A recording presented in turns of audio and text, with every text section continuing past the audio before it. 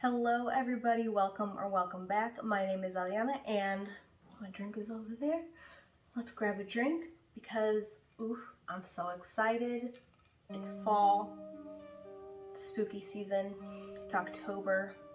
Got the black lipstick on. It's time for some spooky things. Disclaimer, you're probably gonna hear like kittens running around. My foster kitties are out, they're kittens. They have lots of energy. They need to release it. They're running around like crazy in there. You're probably gonna hear it. But anyway, it's spooky season.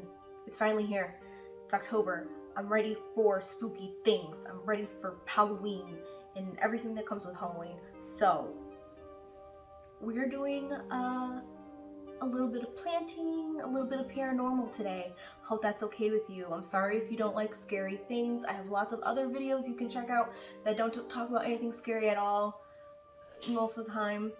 But if you love paranormal, please stick with me.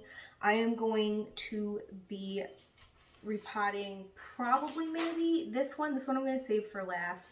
It's in leca, and it's outgrown this container and it is so thirsty and it just sucks up the water. So I would like to repot it in something a little bit bigger where hopefully I don't have to water it like every day, but it's so rewarding. Let's put you back here. I also have this sad ZZ that I'm going to be repotting in here because it's currently in terracotta and I just can't do it in terracotta. It dries out like super fast and you can tell it's not happy with me. So if I repot it in here, hopefully it'll retain a little bit more moisture and not look so sad. And then last, I'm going to be repotting this Monstera Sultana. I picked this up when my husband and I went to Seattle last month. Yes, that was last month. That was in September. Dang. Picked it up, but the roots are already kind of coming out the bottom there. Okay, got my pot, got my soil. Let's get started. We are going to talk about BEK, otherwise known as black-eyed kids / children. Let me get started. Maybe move this out of my way. Okay. Take another sippy sip.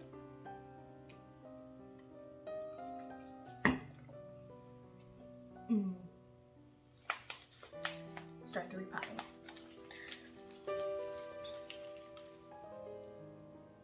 Kind of felt like I broke the plant. Be gentler. Okay, so this all started in 1998 by gay. Look at those. Look at that. By a guy named Brian Bethel, something like that. So he posted his story, his encounter, and it eventually made its way onto creepypasta. So I am just gonna give you a brief overview of his story. I will be linking everything, all my sources, in the description if you want to read the story in full. If you have never heard it, go knock yourself out. But Texas, 1996. Guy needs to pay a bill. So he's sitting in a parking lot near a movie theater, very focused on writing out a check. Look at those, yeah. I thought this was gonna be too big, but I think it'll be just fine. Okay, so the guy is in his car, focused on writing a check, when all of a sudden he hears knocky knock on his driver's side window. Oh no. So he sees the two boys over on his driver's side. Guesstimates about ages 9 to 12. Wonders what they want. So he cracks his window when all of a sudden he is overcome with a gut-wrenching fear. Just feeling of terror. And he had no idea why. He was like, these are two young kids. Why am I afraid? So as I said, there was two boys. There was like an olive skin, dark, curly haired boy, and then another freckled, red-headed boy. And the olive toned, curly haired kid was what Brian describes as the spokesman.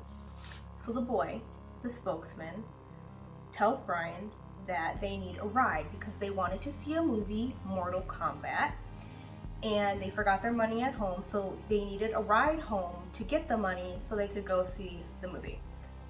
Okay, so Brian looks down at his digital clock and realizes by the time that he takes these kids home, because the movie has already started, and then drive back, the movie would be almost over. So Brian is thinking like these thoughts, like this doesn't make sense, the movie will almost be over by the time that, you know, I drive these kids back after getting the money. And all the while, the spokesman is just saying things like, we're just two little kids, we don't have a gun. So like, suspicious things to say in my opinion. Like, just kids don't say that. So Brian, you know, had looked down to check his digital clock, and when he looks up at these children, he realizes that their eyes are pitch black. He describes them as soulless orbs. Hold on, let me get this. Like two great swaths of starless night. How poetic. But creepy. Creepy. You look up into these kids and you just see like black eyes, like, oh my god. I'd freak out. So if you remember when Brian first like cracked open the car window, he just terror. So he's still feeling terror, and now he has seen these children with pitch black eyes, so he's freaking out a little bit. And he tries to now just make any excuse to leave because he's just like full on panicking. This plan's not looking great. So he's rolling up his window, trying to leave, and all the while the spokesman is like banging on his window and then proclaims, "We can't come in until you tell us it's okay. Let us in." Oh, no, thank you. I do not want to let you in. So now Brian is speeding away. He takes a second to look back in his rearview mirror and gone. Completely gone. And that is his encounter with BEK. Now, believe it or not, or choose what you want to believe, I do very much believe in paranormal things like ghosts and stuff, but I just don't want to believe that BEK are real because it's really creepy. Like, people perceive children as like innocent, and then just to have them use that against you, knowing that like people trust children, and if there's a child that needs help, that people will most likely help them, and then just like turn it on you. No thank you. No thank you at all. Yeah, I am not doing great with this ZZ. It is so dried, and I'm sorry. Alright, so let's talk a little bit more about this. I'm going to read you the Wikipedia definition of BEK. So, an American contemporary legend of paranormal creatures that resemble children between the ages of 6 and 16, pale skin, black eyes, and who are reportedly seen hitchhiking or begging, or are encountered on the steps of residential homes. So people have a few theories of what BEK are. They think they're vampires or demons or even aliens. There are lots of stories of BEK, a lot of them in the UK actually. So there are a couple commonalities. in all of these stories. I'm just gonna not even use this soil. It's like bad luck soil.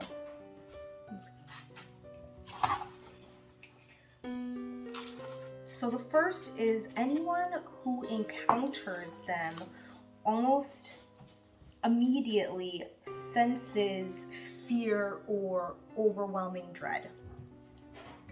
If you deny them what they want, they get very angry very quickly.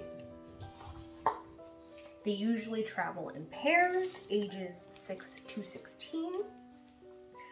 Some have reported like a connection with electricity or like radiation. There have been many stories of people encountering BEK and then getting sick with cancer after, or while the encounter with BEK is happening, like lights will shut off or flicker. So said to have a connection with electricity / radiation. Cool. In a lot of encounters, these children will seem off in a way because they'll be using like old-timey phrases, or they'll be dressed in old-timey clothes. Not always, but some reports have said that. It's said that if you encounter BEK, that something bad might happen to you. Again, there was a couple in Vermont, who let 2 BEK children inside their house, and then shortly after that encounter, the husband was diagnosed with a very aggressive skin cancer, and they believe it like started manifesting after that encounter, because during the encounter the husband got a nosebleed, and like that was just weird. So, and then lastly, they want to get inside your house. They will ask to use your phone, to use the bathroom. They will commonly say, because they are children, can we use your phone to call our parents? We need them to pick us up.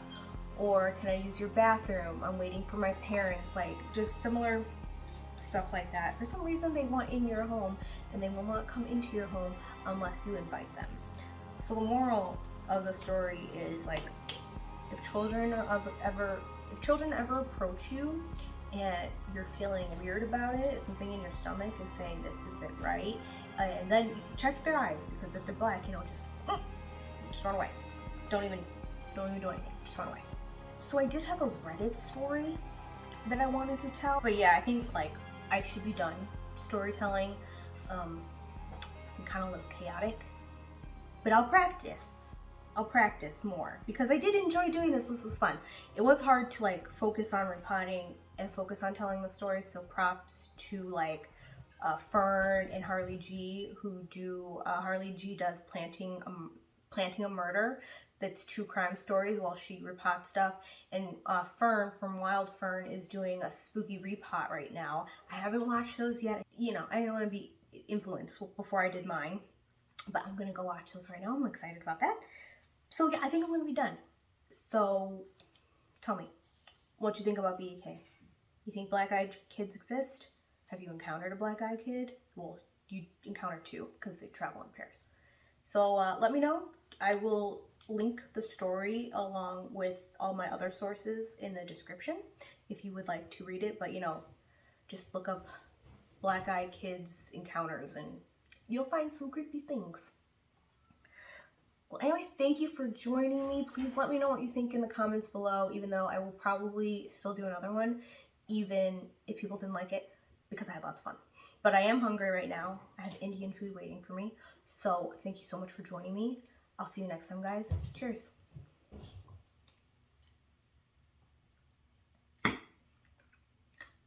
God, ice cube.